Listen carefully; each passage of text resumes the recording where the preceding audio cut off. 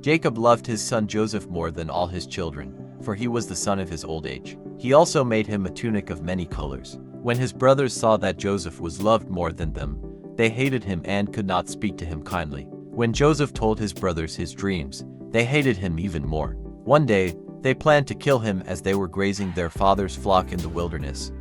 However, they ended up selling him as a slave for 20 shekels, and he was taken to Egypt. In Egypt, Joseph worked as a servant in Potiphar's house. Potiphar's wife admired his looks and tried to sleep with him. One day, she grabbed his garment but Joseph fled. Then she lied to Potiphar that Joseph had tried to sleep with her. In his anger, Potiphar had Joseph thrown into prison. While in prison, he interpreted dreams for Pharaoh's chief baker and chief butler.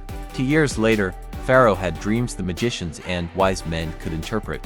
His butler told him how Joseph had explained his dream. The Pharaoh had dreamed that 7 fat cows had come out of the river, and then 7 emaciated cows came out of the river after them and ate the 7 fat cows.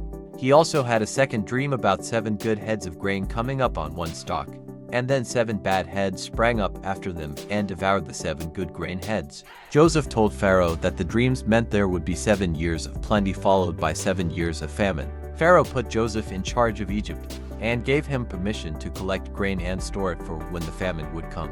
After 7 years of plenty, there were 7 years of famine throughout the world, including the land of Canaan, where he had left his father Jacob. Jacob knew there was grain in Egypt, and he sent Joseph's brothers there to buy grain.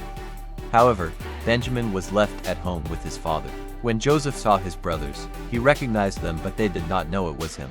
He ordered Simeon, one of the brothers, to be left behind while the other brothers went back to Canaan with the grain they were seeking.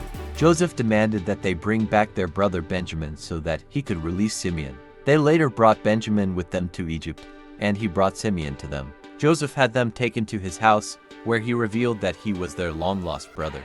The brothers went back and brought their father Jacob and all his household back to Egypt. There were 70 people in total. Jacob was happy to be reunited with his son Joseph, and his household was allowed to dwell in the land of Goshen,